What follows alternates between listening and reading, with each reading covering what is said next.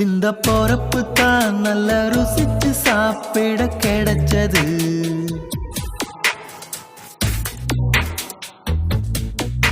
அத நினைச்சுத்தான் மன உலகம் முழுவதும் பறக்குது.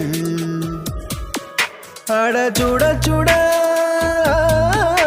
அட சுட சுட அந்த மதுர மல்லிப்பூ இட்லியே மீன் குழம்புல கொஞ்சம் புரட்டி சாப்பிட எச்சினு ஊறுது உள்ளுக்குள்ள.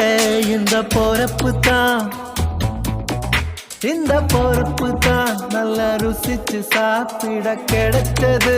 இந்த பொறப்பு தான் நல்ல ருசிச்சு சாப்பிட கிடைச்சது. அத நினைச்சுத்தான் மன உலகம் முழுவதும் பறக்கு.